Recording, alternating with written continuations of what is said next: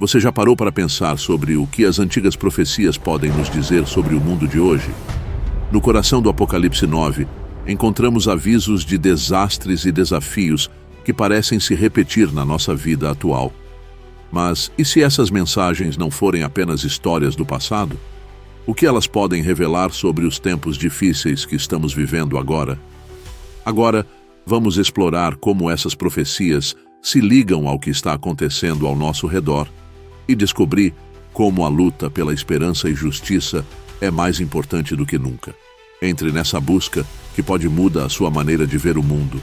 No livro do Apocalipse, o Senhor revelou a João visões impressionantes sobre o que ocorreria no fim dos tempos.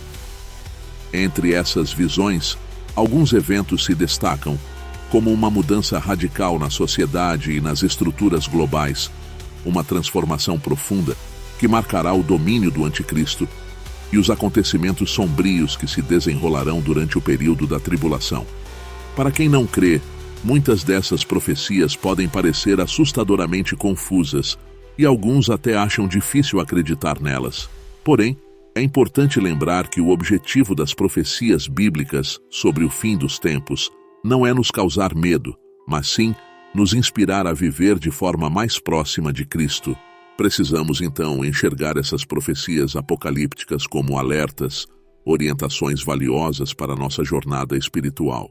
Acredito que um dos maiores desses avisos esteja em Apocalipse 9. Nesse ponto, o período da tribulação já estará em andamento na terra. O anticristo estará em pleno poder, o sistema da besta será instaurado e ninguém poderá comprar ou vender sem portar a marca da besta, o temido número 666. Nesse mesmo capítulo, encontramos os 7 julgamentos das trombetas de Deus e chegamos ao 6º julgamento, que talvez seja o mais severo alerta para todos aqueles que ainda não vivem em comunhão com Cristo. Em Apocalipse 9, 13 e 14, é dito que o 6º anjo tocou sua trombeta e uma voz ecoou dos 4 cantos do altar de ouro que está diante de Deus. Essa voz instruiu o anjo a libertar os 4 anjos aprisionados no grande rio Eufrates. Quero que você saiba que será um verdadeiro pesadelo estar vivo para testemunhar esse julgamento. Se o dilúvio narrado no livro de Gênesis já pareceu devastador, o que está por vir será muito mais terrível.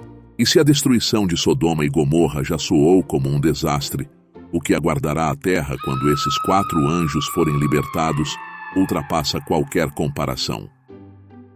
Mas antes de falarmos mais sobre esses anjos, uma pergunta surge. O rio Eufrates mencionado seria o mesmo rio que conhecemos na Ásia hoje em dia? Sim, é o mesmo Eufrates, e isso traz uma nova perspectiva sobre as profecias do fim dos tempos. Quem são esses 4 anjos e por que foram acorrentados? Seriam eles arcanjos que se rebelaram com Lúcifer? Seriam anjos caídos, servos de Satanás? E qual seria a missão deles em um momento tão decisivo na história do mundo?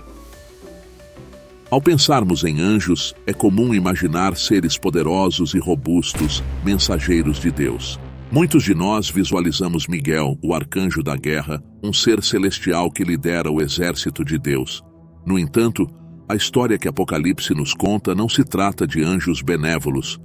Esses 4 anjos são forças temíveis, e seu papel no Apocalipse traz um aviso crucial para a humanidade. Ao pensarmos em anjos, é comum imaginar seres poderosos e robustos, mensageiros de Deus. Muitos de nós visualizamos Miguel, o arcanjo da guerra, um ser celestial que lidera o exército de Deus. No entanto, a história que Apocalipse nos conta não se trata de anjos benévolos. Esses 4 anjos são forças temíveis, e seu papel no Apocalipse traz um aviso crucial para a humanidade. Quando Daniel orou, Deus enviou respostas por meio de um anjo. No entanto, o anjo explicou a Daniel que enfrentou uma resistência espiritual intensa. O príncipe da Pérsia lutou contra ele, tentando impedir que a resposta divina chegasse a Daniel.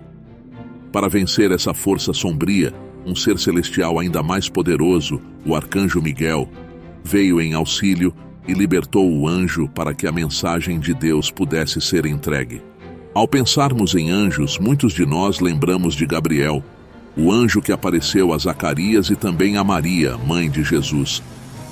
Recordamos ainda do encontro de Josué com um homem de espada em punho, que se identificou como comandante do exército do Senhor antes da destruição de Jericó. A Bíblia narra vários momentos em que anjos de Deus surgiram com missões específicas. Contudo, em Apocalipse 9, ela menciona outros anjos misteriosos e presos no rio Eufrates. E esses, diferentemente, não são anjos de Deus. Os anjos de Deus são livres e cumprem sua vontade. Os anjos no Eufrates são anjos maus. Mas como esses anjos caídos surgiram? Deus os criou separadamente? Não. Eles se originaram quando Lúcifer se rebelou contra Deus, segundo Apocalipse 12. Ele não se rebelou sozinho, mas convenceu outros anjos a se juntarem a ele. Quando Miguel venceu a batalha, Deus expulsou Lúcifer e esses anjos caídos para a terra, e assim o mal começou a agir no mundo. Desde então, muitos desses anjos malignos estão presos, e o mais aterrorizante é que no fim dos tempos, eles serão soltos para cumprir parte das profecias. Mas por que o rio Eufrates? Por que Deus os confinou exatamente ali? Talvez o Eufrates tenha sido escolhido por seu significado. Essa região guarda uma história repleta de pecados e rebeldia contra Deus. O Eufrates foi um dos rios que banhavam o Éden, o lugar onde Caim cometeu o primeiro assassinato. Nimrod também estabeleceu seu reino próximo a essa área, segundo Gênesis 10, e foi lá que ele iniciou a construção da Torre de Babel, um ato que Deus interrompeu ao confundir a linguagem das pessoas. Ainda que a origem exata desses 4 anjos e a extensão de seus crimes sejam desconhecidas, podemos supor que eles são incrivelmente poderosos, malignos e agressivos. Caso contrário, Deus não os teria mantido presos sob o rio.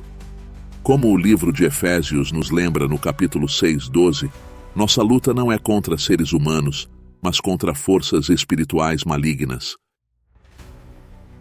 Em 1 João 2:18, encontramos um aviso claro: Filhinhos, esta é a última hora, e como ouvistes que o anticristo vem, já muitos anticristos têm surgido.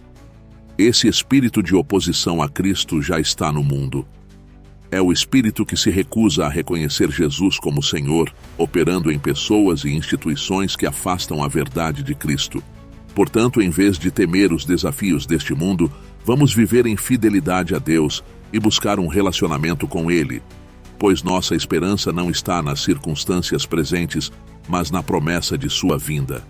A Bíblia nos alerta sobre a operação do espírito do anticristo, que se recusa a reconhecer Jesus como o Filho de Deus, o único caminho para a verdade e a vida. Esse espírito rejeita a morte e a ressurreição de Cristo, afastando-se da essência do Evangelho. Em Apocalipse 12:12, lemos um aviso importante: Alegrai-vos, ó céus, e vós que neles habitais. Ai dos que habitam na terra e no mar, porque o diabo desceu até vós, cheio de grande ira, sabendo que já tem pouco tempo. Este versículo nos lembra que o diabo está em fúria porque sabe que seu tempo é curto. Esse conhecimento deveria nos motivar a permanecer sempre na presença de Deus. Satanás, como vemos em 2 Coríntios 4:4, é o Deus deste mundo que cegou as mentes dos incrédulos para que não vejam a luz do Evangelho de Cristo. Ele usa a influência para propagar o mal, infiltrando-se nas filosofias, nos valores e nas instituições. Como cristãos, é essencial que nos mantenhamos firmes em Deus, pois a luta não é apenas contra forças visíveis, mas contra um sistema que tenta obscurecer a verdade de Cristo. Se você chegou até aqui e o momento é certo, então dizemos amém. Pode ser que você não veja esse vídeo novamente, então Deus te abençoe.